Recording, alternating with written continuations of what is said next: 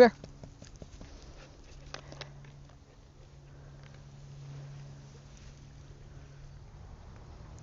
Hello, I'm Dr. Rosie Kuhn, and welcome to another episode of this series on spiritual dilemmas, where I talk about everyday issues in relation to spirituality.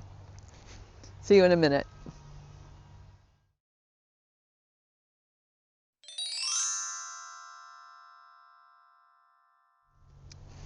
Today I want to talk about spiritual principles and how they can impact positively on your relationships. Now, quite often we're not really sure what those spiritual principles are that we live by, and quite often we think of them as laws, things that we have to do right and things that we have to do wrong. Well, the things we don't want to do wrong, and things that are sins or things that are bad or evil, and those things that are good.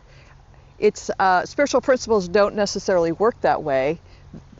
Many of our spiritual rules, our commandments, our vows, they're based on spiritual principles, but rarely, if you look at it, our spiritual principles really have anything to do with right, wrong, good, or bad. So, for instance, there is a spiritual principle of be here now, in a sense that when we can live in the moment, we're mostly attuned with ourselves and our natural essential selves, and we can be more present and aligned with who we are with, whether it's the environment, whether it's Gracie, whether it's partners, whether it's our work. When we're here now, we can be more engaged and connected with ourselves and other. So that spiritual principle of be here now really can impact on relationships in a very positive way. You may have gone to weddings or been present to people making promises to each other in terms of an engagement or in terms of a marriage. And when people make those promises, quite often they're in a spiritual environment, or there's a minister or an officiant that kind of holds that space of these are sacred promises that we make to each other. And those sacred promises are based on I will love you, I will cherish you, I will honor you, I will respect you, I will see you, I will accept you. So these are our vows and promises we make to each other in that moment, and we truly mean them mostly in that moment. But over time, something happens and we lose our connection to those promises. Now, spiritual principles, those promises and vows we make, we don't say, I'm going to make you feel guilty, I'm going to make you feel shame, I'm going to beat you up emotionally and mentally. We don't say those kinds of things, but in some ways, quite often, that's what happens in relationships, is we forget the promises that we make in love, in that spiritual environment, in that spiritual essence, and we forget that. And we go to a place that's different from that. And quite often, that other place is egoic. It's like, what do I want and what do I need versus what do we need, or how are we being as a partnership? And so I might begin, or a person might begin to look to their own needs versus the needs of the relationship or the needs of our partnership.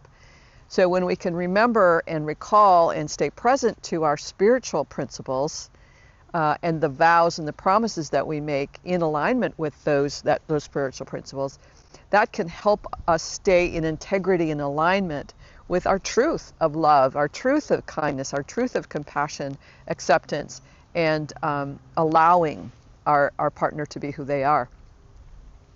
It's kind of interesting. I've had a number of clients who have come for coaching because they want a relationship with a partner. We'll say Mary, for example, wants a partnership with a man, and I'll say to Mary, so do you have women friendships? And Mary will say, oh yeah, I've got lots of friends. And I'll say, well, what's the quality of those friendships? And Mary will say, oh, we really care about each other. We give each other a lot of space to be who we are. We don't have any attachments to what we're doing or whether we're available. We just have all of this room for each other. And I say, so what are you looking for in a partnership with a man? And she kind of kind of gets a little confused, because quite often our friendships are very different than our partnerships. Our partnerships, quite often, we get attached to how a person is supposed to be. We get attached to what they're doing and when they're doing it. We get attached to the way they're being in the world and the way they're not being in the world. All of those attachments have us be with them in a very different way.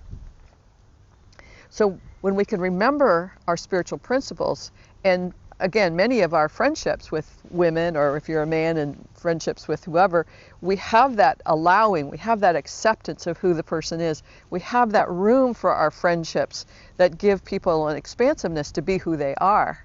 And if we can remember that, then we can perhaps practice that in our relationships.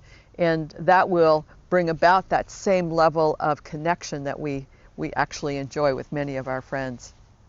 So I hope that's helpful.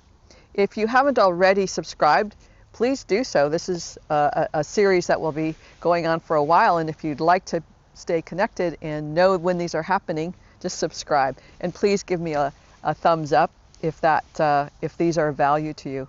Also, I would love to hear your principles by which you live in relation to your partnerships and relationships. So leave a comment below if you would too. All right, that's it for now. Bye.